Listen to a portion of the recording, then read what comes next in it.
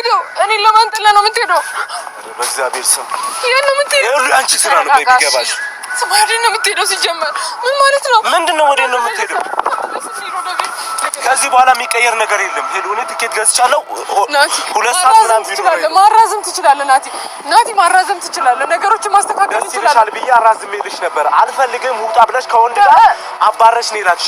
ናቲ በቃ ናቲ ታውቀኛለህ አይደል እንዴ? እኔ ታውቀኛለህ በቃ ናቲ አልፈልግም ናቲ እንድትሄድ አሁን አታዘኝ። ሄሎ በእናትሽ ችግር አትፍጠሪ። አሁን እዚህ ጋር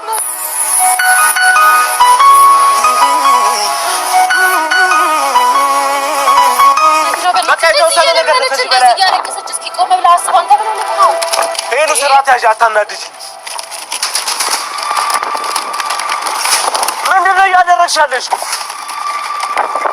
ይኸውልህ አንቺ ስራ ነው። ሄሎ ከዚህ ዛሬም የናቲና የሄሉ ጦርነት ድብድቡ፣ ጭቅጭቁ፣ ቦክሱ ምናምን በቃ ግርግሩ እንደቀጠለ ነው። ናቲ እንግዲህ ወደ መጣበት ሊመለስ ነው ብያችሁ ነበር። አይሄድም እያላችሁ ነበረ።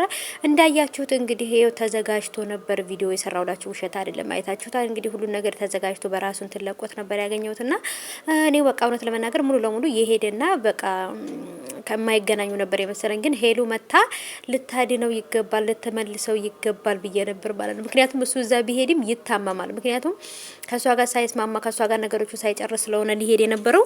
እንግዲህ እሷም እንደዚህ ይቅርታ እልህ አለብኝ በቃ ታውቃለህ ጸባይን ካንተ በላይ የሚያቀኝ የለም ምናምን ስትል በጣም ነው ያሳዘነችኝ። እሷም ያው ስለምትኮራበት ወይንም ደግሞ በቃ ቆርጦ ትቶኝ ይሄዳል ብላ ስለማታስብ መሰለኝ ሻንጣውን እንግዲህ ይዛ እየሮጠች ነበር ማለት ነው። በቃ አትሄድም ብላ እሱም ደግሞ መልሶ እንግዲህ መልሷታል።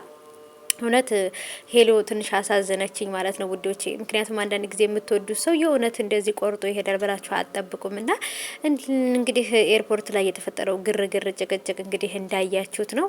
ናቲ ሊመለስ ነው አሁን ግን በሷ ምክንያት ተመልሷል። አልሄደም ግን መጨረሻ ላይ ግን ይሄዳል ብዬ ነው ያሰብኩት እኔ።